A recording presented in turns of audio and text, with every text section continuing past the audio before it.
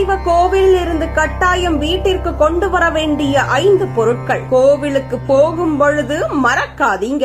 வீட்டில் எந்த நல்ல காரியத்தை தொடங்கினாலும் முதலில் குலதெய்வ கோவிலுக்கு சென்று வணங்கிவிட்டு வாருங்கள் என்று பெரியவர்கள் சொல்வதை நாம் கேட்டிருப்போம். திருமணம் முதல் குழந்தையின் முதல் பிறந்த நாள் வரை ஒவ்வொரு முக்கிய நிகழ்விலும் குலதெய்வ வழிபாட்டிற்கு முன்னுரிமை கொடுக்கப்படுவதற்கு என்ன காரணம்? இதன் பின்னால் இருக்கும் ஆன்மீக ரகசியத்தை இப்போது பார்க்கலாம். குலதெய்வம் என்பது ஒரு குடும்பம் அல்லது பரம்பரையினர் தலைமுறையாக வழிபட்டு வரும் தெய்வமாகும். நம் முன்னோர்கள் எந்த நல்ல காரியத்தையும் தொடங்கும் முன்பு முதலில் குலதெய்வத்தை வணங்குவது வழக்கமாக வைத்திருந்தனர். திருமணம், புதுமனை புகுவிழா, குழந்தையின் முதல் முடி இறக்குதல், காது குத்துதல் போன்ற முக்கிய நிகழ்வுகள் அனைத்தும் குலதெய்வத்தின் அருளுடன் தொடங்க வேண்டும் என்பது அவர்களின் நம்பிக்கையாக இருந்தது. குலதெய்வம் குடும்பத்தின் காவல் தெய்வமாக இருந்து தீய சக்திகளில் இருந்து காத்து வாழ்க்கையில் ஏற்படும் தடைகள் மற்றும் இடையூறுகளை நீக்குவதாக கூறப்படுகிறது. குடும்பத்தில் நீண்ட நாட்களாக திருமண தடை, குழந்தை பேறு தாமதம், தொழில் முன்னேற்றமின்மை அல்லது தொடர்ந்து பிரச்சனைகள் ஏற்பட்டால் குலதெய்வ வழிபாட்டை தவறவிட்டிருப்பதையும் பெரியவர்கள் ஒரு காரணமாக கூறுவார்கள். குலதெய்வ கோவிலுக்கு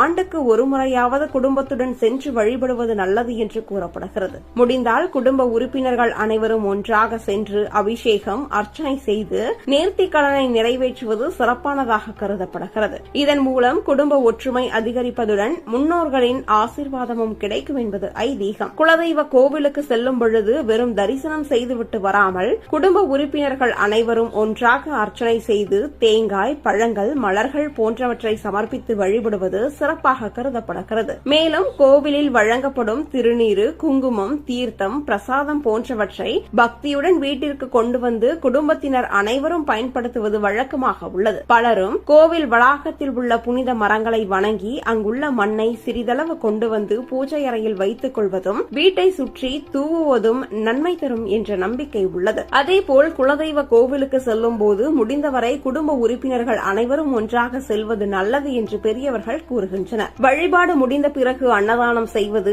ஏழை எளியவர்களுக்கு உணவு அல்லது உடைகள் வழங்குவது, கோவிலில் விளக்கு ஏற்றுவது போன்ற நற்செயல்களையும் பலர் வழக்கமாக செய்து வருகின்றனர். இவ்வாறு மனமாற வழிபட்டு முன்னோர்களின் வழக்கத்தை தொடர்ந்து கடைபிடித்தால் குலதெய்வத்தின் அருள் எப்போதும் குடும்பத்துடன் இருக்கும் என்பது ஆன்மீக நம்பிக்கையாக உள்ளது.